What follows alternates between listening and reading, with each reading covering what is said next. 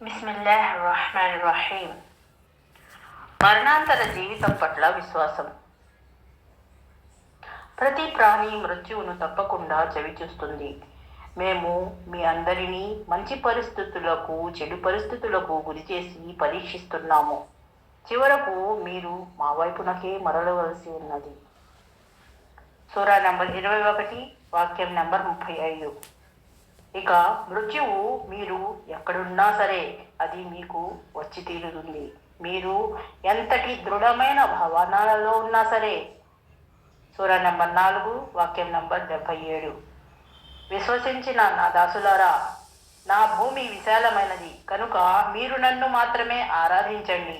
ప్రతి ప్రాణి మరణాన్ని రుచి చూడవలసి ఉన్నది. తరువాత మీరందరూ మా వైపునకి మరలించబడతారు. సూరా నంబర్ 29, వాక్యం నంబర్ 56. వారితో ఇలా అను, మీపై నియమించబడిన మృత్యుదూత మిమ్మల్ని పూర్తిగా కైవసం చేసుకుంటాడు. తరువాత మీరు మీ ప్రభువు వైపునకు మరలింపబడి తీసుకుపోబడతాడు. సూరా నంబర్ 32, వాక్యం నంబర్ 11. మరణ సమయంలో ఆత్మలను వశపరుచుకునేవాడు అల్లాహే. ఇంకా మరణించిన వాడి ఆత్మను అతను నిద్రావస్థలో ఉన్నప్పుడు వశపరుచుకుంటాడు. ఆయన ఎవడి విషయంలో మరణ నిర్ణయము అమలు చేస్తాడో దానిని అతని ఆత్మను ఉంచుతాడు.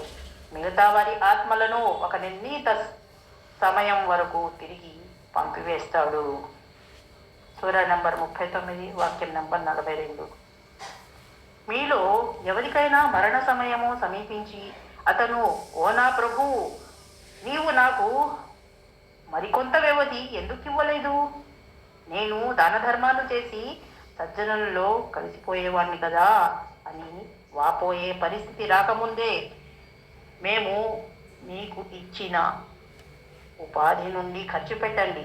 కానీ ఎవరి ఆచరణ వ్యవధి అయినా ముగిసిపోయే సమయము ఆసన్నమైనప్పుడు అల్లాహ్ ఇక అతనికి ఎంత మాత్రము అదనపు వ్యవధి ఇవ్వడు. మీరు చేస్తున్నదంతా అల్లాహ్కు బాగా తెలుసు. సూరా నంబర్ 63, వాక్యం నంబర్ 10, 11. తన దాసులపై ఆయనకు పూర్తి అధికారం ఉంది. మిమ్మల్ని కనిపెట్టి ఉండేవారిని నియమించి పంపుతాడు. చివరకు మీలో ఎవరికైనా మరణ సమయము ఆసన్నమైనప్పుడు ఆయన పంపిన దూతలు అతని ప్రాణము తీసుకుంటాడు. తమ కర్తవ్య నిర్వహణలో వారు ఏమాత్రము అజాగ్రత్త చూపరు. సూరా నంబర్ 6, వాక్యం నంబర్ 61.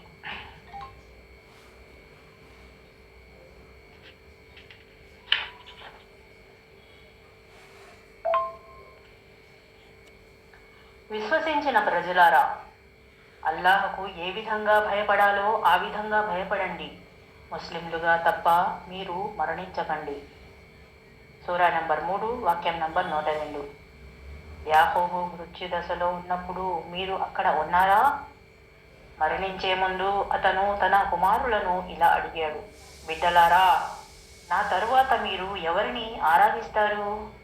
వారంతా ఇలా సమాధానం చెప్పారు, మీరు మీ పెద్దలైన ఇబ్రాహీం అలైహిస్సలాం, ఇస్మాయిల్ అలైహిస్సలాం, ఇస్హాక్ అలైహిస్సలాం దేవుడుగా భావించిన ఆ ఏకైక దేవుణ్ణే మేము ఆరాధిస్తాము. మేము ఆయనకే ముస్లింలమై